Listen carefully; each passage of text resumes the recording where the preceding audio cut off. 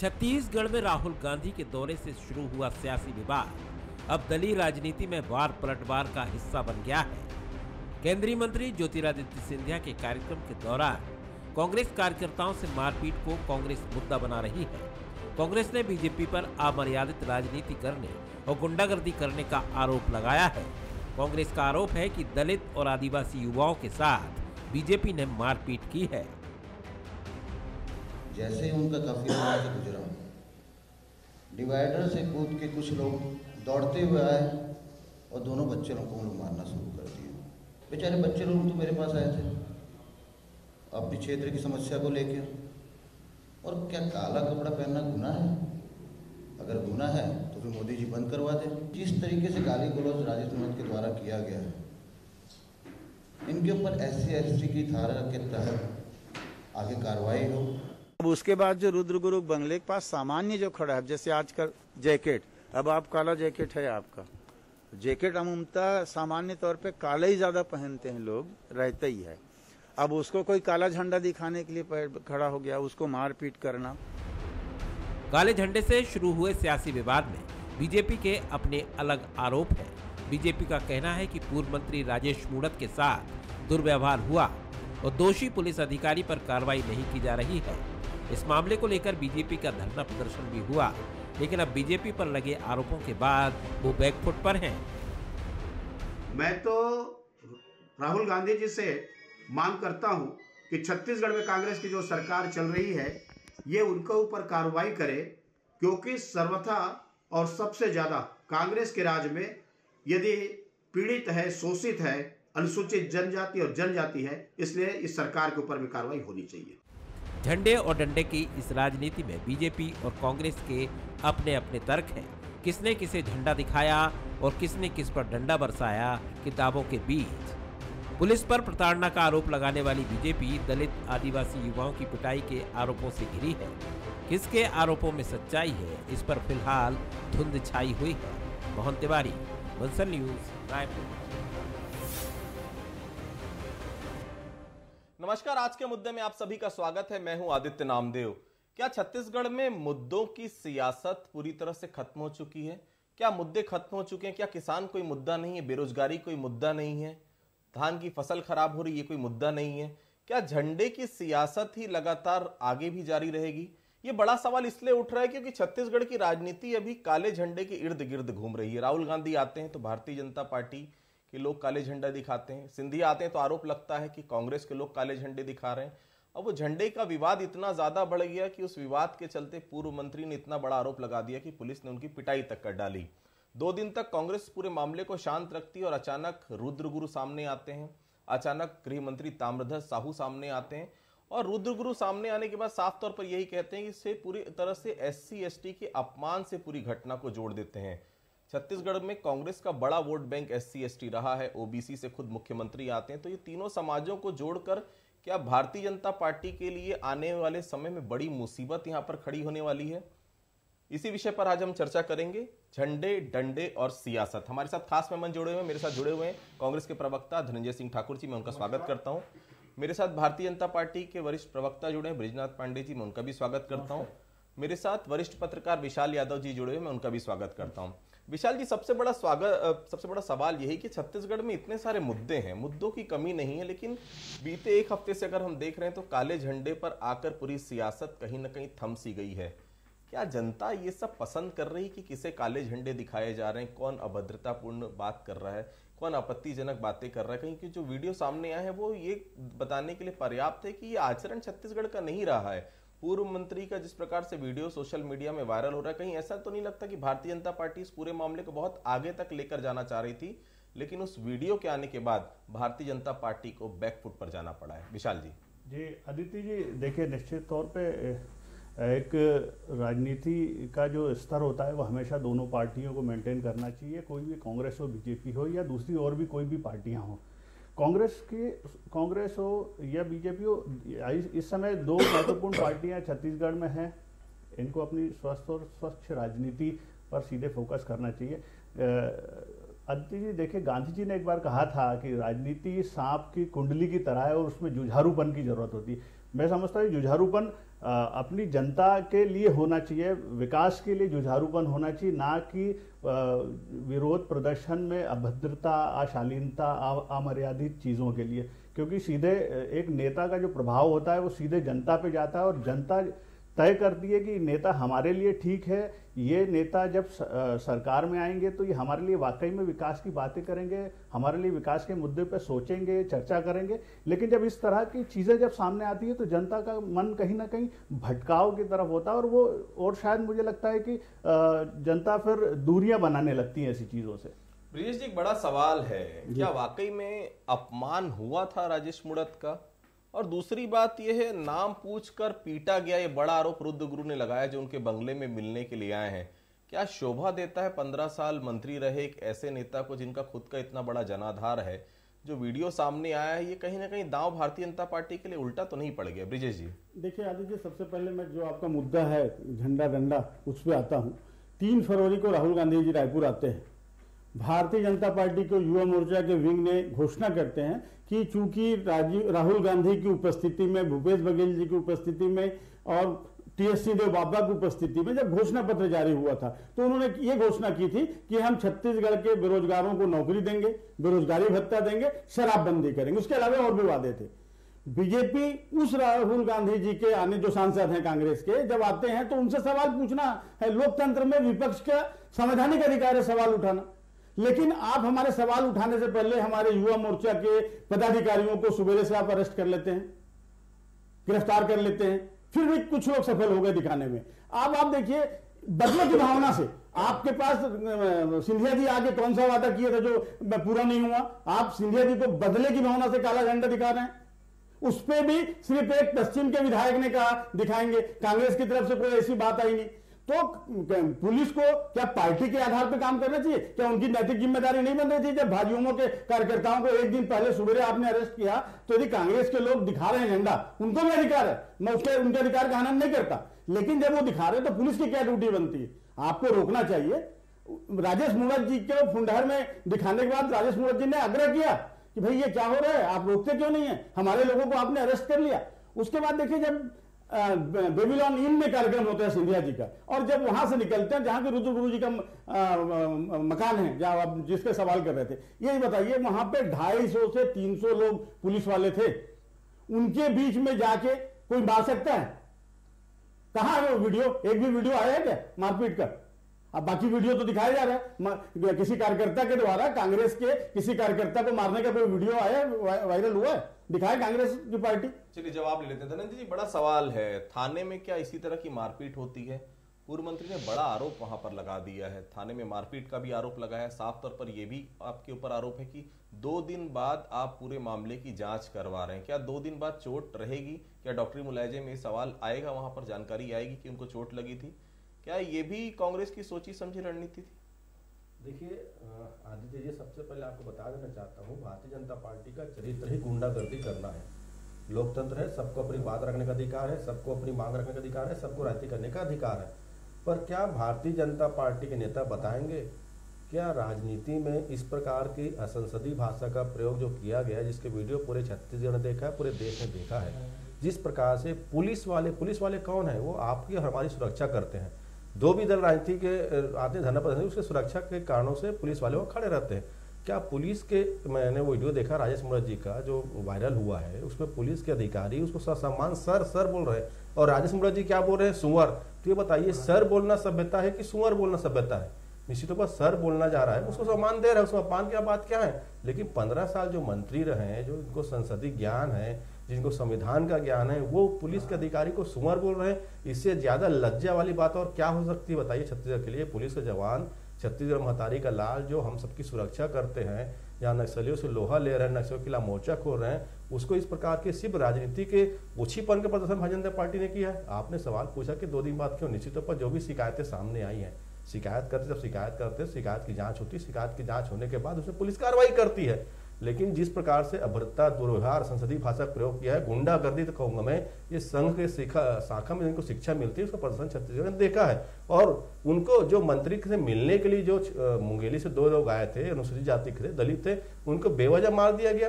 कांग्रेस ने कहीं घोषणा ही नहीं किया था किसी को झंडा, काला झंडा दिखाया जाएगा, किसी विरोध प्रदर्शन की बात ही नहीं किया कांग्रेस के लोगों ने। और निश्चित तौर पर भारतीय जनता पार्टी का ये बहुत ही निम्न स्तरीय राजनीति है और छत्तीसगढ़ जनता ने देख लिया भारतीय जनता पार्टी नाम के चरित्र को। ब्रिजेश जी, क्या ये सोची समझी रणनीति थी भारतीय जनता पार्टी की?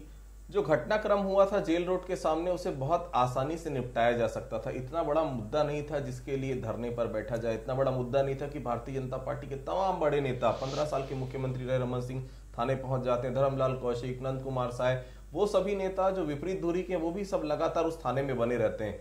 क्या भारतीय जनता पार्टी ये समझ रही थी इस मुद्दे को बहुत दूर तक लेकर जाना है? नहीं आदित्य जी, ये कोई भारतीय जनता पार्टी के लिए मुद्दा नहीं था। सवाल ये था कि जब राजेश मूणत जी बेबी लॉन्ड्रिंग से कार्यक्रम से निकल रहे थे तो उनके साथ एक शुभंकर द्विवेदी नाम का कार्यकर्ता था।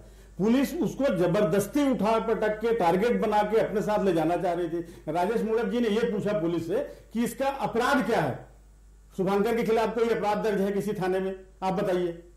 पुलिस के पास कोई जवाब नहीं था। उसके बाद भी पुलिस उसको चारों तरफ से घेर के जबरदस्ती गाड़ी में बैठाई। तो राजेश मूणत जी ने दूसरी तरफ से कार का दरवाजा, गाड़ी का दरवाजा खोला और खुद बैठ गए कि यदि इसको ले जा रहे हैं, कार्यकर्ता का कोई अपराध नहीं है और आप इसको जबरदस्ती लेके जा रहे हैं तो मैं भी चलता हूं आपके साथ। उसके बाद जब राजेश मूणत जी 15 साल के मंत्री रहे हैं, उनके साथ मारपीट हो तो ये अच्छी बात है क्या? कहां वीडियो दिखाई? हाँ, मैं दिखा रहा हूं। मैं जानना चाहते सवाल करेंगे आप, मैं दिखा रहा हूं। आप गृह मंत्री जी के ट्विटर पर सुन तो लीजिए, गृह मंत्री के ट्विटर पे जाइए और राजेश मूणत जी ने टैग करके अपने साथ होने वाले मारपीट की वीडियो गृह मंत्री जी को भेजी है। आप देखिए खोल के, जवाब ले लेते आप देख लीजिए। आदित्य जी, मुझे मालूम है सवाल करेंगे। मैं जानना चाह रहा था और मैं निश्चित तौर पर ब्रिजेश पांडे जी के जो बात है उसे जवाब देना चाहूंगा। वीडियो मैंने भी देखा है जो राजेश मूणत ने ट्वीट किया है। थाना में एक थानेदार राजेश मूणत को भैया भैया करके संबोधित कर रहा है। उसी वीडियो का पार्ट 2 आप देखिएगा जिसमें राजेश मूणत भारतीय जनता पार्टी के नेता और कार्यकर्ता वहां पर पुलिस के कपड़े को फाड़ रहे हैं, पुलिस वाले को धक्का दे रहे हैं, उनको धमका रहे हैं, गाली गलौज कर रहे हैं। ये उसका पार्ट 2 वीडियो है। और उस वीडियो में देखिए ना कहां पुलिस के थाने में उस मारपीट हुई, थाने में उनको भैया करके संबोधित किया जा रहा है। एक बात ये सामने आ रही है कि शुभंकर का बदला लिया गया राजेश मूणत से। शुभंकर वही है जिसने राहुल गांधी को काला झंडा दिखाया था। ये पूरी ये जो भारतीय जनता पार्टी के अंदर खाने से खबरें आ रही कि शुभंकर को टारगेट किया गया था, चूंकि मूणत जी सामने आ गए इसलिए पूरा मामला इस तरह से बढ़ गया कि मारपीट की घटना तक हो गई। शुभंकर के साथ मारपीट होने वाली थी, मूणत जी बीच पर आ गए। 15 साल के मंत्री रहे हैं, क्या इस प्रकार की चीजें होनी चाहिए? जब सुशासन की बात कांग्रेस लगातार करती है, क्या जो घटनाक्रम थाने में हुआ है, कुछ वीडियो जरूर सामने है, इसमें कोई दो राय नहीं कि राजेश मूणत का जो व्यवहार था और राजेश मूणत की जो भाषा थी वो बिल्कुल एक्सेप्टेबल नहीं थी, लेकिन उसके बाद भी क्या मारपीट की घटना हुई है वहां पर? ये अपने आप में बड़ा सवाल है। धनंजय जी, देखिए मैंने कहा ना, निश्चित तौर पर कहीं भी उनके साथ मारपीट की घटना नहीं हुई है। आप देखेंगे 30 घंटे तक भारतीय जनता पार्टी के नेता, पूर्व मुख्यमंत्री डॉक्टर रमन सिंह, इनके प्रदेश अध्यक्ष विष्णु साय जी और भी इनके नेता उस थाने में 30 घंटे तक उस थाने के में धरना देकर उस थाने की जो व्यवस्थाएं उसको एक प्रकार से समझिएगा कि खराब करने का काम किए। क्या वहां पुलिस वालों से दुर्व्यवहार किया? क्या नहीं किया, क्योंकि छत्तीसगढ़ में लोकतंत्र है, लोकतंत्र में बात रखने का अधिकार है। परंतु लोकतंत्र में जो राजेश मूणत की जो भाषा है उसको स्वीकार कहीं पे नहीं किया जाता। और ये पहली घटना नहीं, आपको बता देना चाहता हूं, अगर राजेश मूणत के चरित्र के बारे में चर्चा करने जाऊं तो इनका रायपुरा में इनके कार्यकर्ता थे, मैं आज से 2 चुनाव के पहले की बात करूंगा, उस कार्यकर्ता को भी इसी प्रकार से अभद्र भाषा का उपयोग करते हुए राजेश मूणत धमका रहे थे, उसका भी वीडियो है। सुन लीजिए ना, मैं अपने जगह पे आ गया, अब आपको तकलीफ हो गई, अब अपने को तकलीफ हो गई, आप उनके कार्यकर्ता के साथ हमारे नेता क्या कर रहे हैं इसमें मैं देखना। अच्छा, मतलब ये आपके नेता आपके कार्यकर्ता को गाली देंगे, आपके नेता आपके कार्यकर्ता को मारेंगे, ठीक बात है। ये आपके राजनीतिक नेताओं का चरित्र बता रहे हैं। आगे आपको तकलीफ शुरू हो गई, ऐसी बात है, बताइए आपको तकलीफ शुरू हो गई, ये तो सच्चाई है ना, मैं नहीं कह रहा हूं। वो वीडियो जारी हुआ है जिसमें रायपुरा के कार्यकर्ता को राजेश मूणत जी किस प्रकार से धमका रहे थे, और मैंने देखा अरे मैं आज की नहीं, मैं तो उसका चरित्र बता रहा हूँ, मैं तो राजेश मूणत जी का चरित्र बता रहा हूँ आपको। उसका चरित्र क्या है? यहाँ पे पुलिस वालों को सुअर बोल रहा है, अरे हमको सर्टिफिकेट देना ही है, हमको आरएसएस और भाजपा के वालों को सर्टिफिकेट नहीं देना है। जिनका चरित्र ही गंदा हो, जिनके संस्कार गंदे हो, जिनके शिक्षा गंदे हो, उनको हम क्या सर्टिफिकेट देंगे? जनता ने देख ली ना, जनता ने देख ली ना। एक पुलिस का कर्मचारी, अरे हम कहा छोड़िए पांडे जी, अरे छोड़ दीजिए, आपका चरित्र जनता ने देख लिया।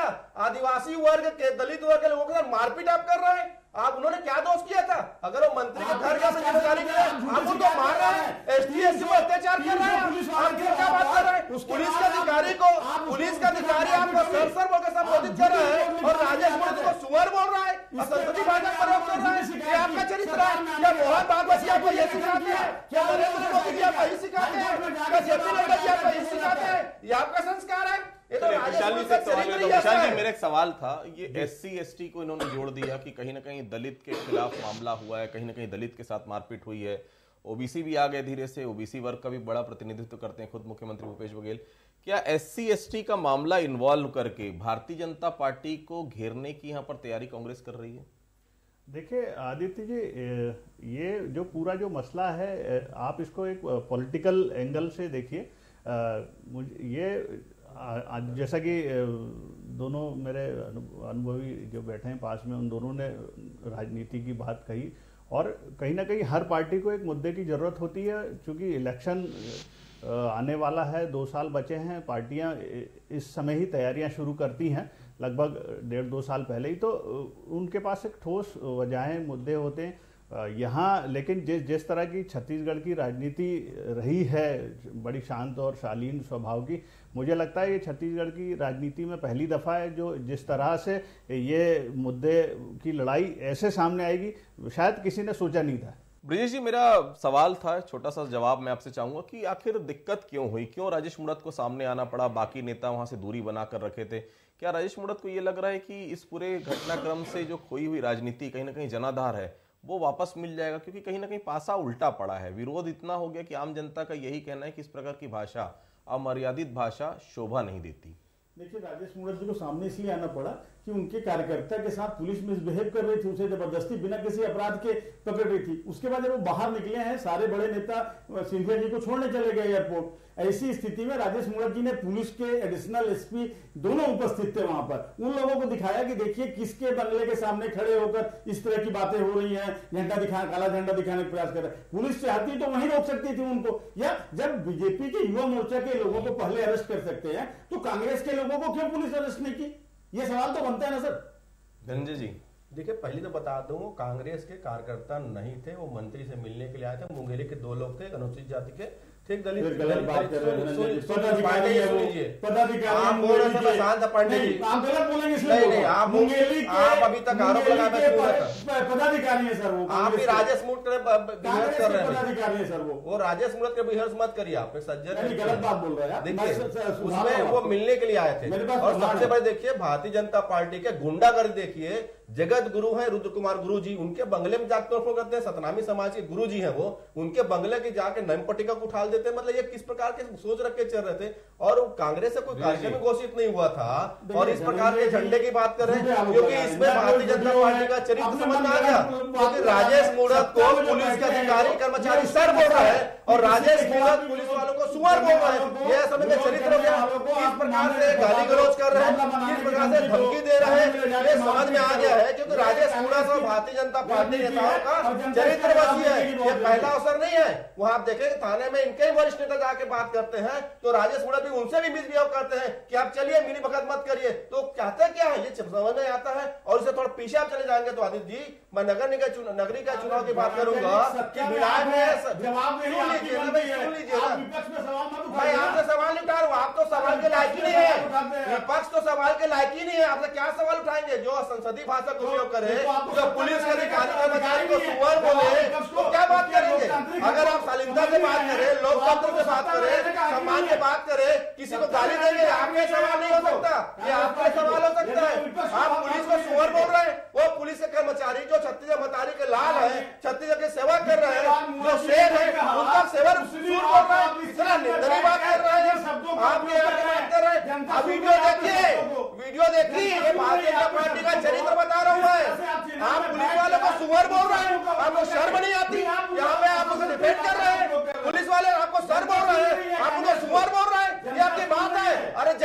सुन रही है, इसलिए बता रहा हूं मैं, जनता सुन रही से बता रहा हूं कि भारतीय जनता पार्टी के नेता मोहन भागवत के सिखाए हुए लोग कैसे पुलिस के अधिकारियों से बात करें। पूरे जिम्मेदारी से कह रहा हूं मैं, पूरे जिम्मेदारी के साथ कह रहा हूं कि पुलिस के अधिकारी कर्मचारियों को राजेश मूणत ने सुअर बोला और पुलिस के लोगों ने सर्व के संबोधित किया, तो असभ्यता जो है संसदीय बात है तो राजेश मूणत ने किया। चलिए ये सब ध्यान रखना चाहिए। लोकतंत्र में देखिए विरोध का अधिकार सभी के पास है, लेकिन लोकतंत्र में किसी भी तरह से अमर्यादित भाषा का प्रयोग बिल्कुल नहीं होना चाहिए। जनता सब कुछ देख रही है और निश्चित तौर पर 15 साल कांग्रेस विपक्ष में रही है, 3 साल से भारतीय जनता पार्टी विपक्ष में है, लेकिन जब हम बात करें तो मुद्दों की चर्चा होनी चाहिए, पर्सनल अटैक नहीं होना चाहिए। और इस प्रकार की अमर्यादित भाषा जब सामने आती है तो विरोध कहीं ना कहीं उल्टा भी पड़ सकता है। तो आज के मुद्दे पर हमसे बातचीत आपने की, आप सभी का बहुत बहुत शुक्रिया। तो आज के मुद्दे में फिलहाल इतना ही, फिर किसी अन्य मुद्दे पर कल हमसे फिर से मुलाकात होगी। तब तक के लिए बहुत बहुत धन्यवाद।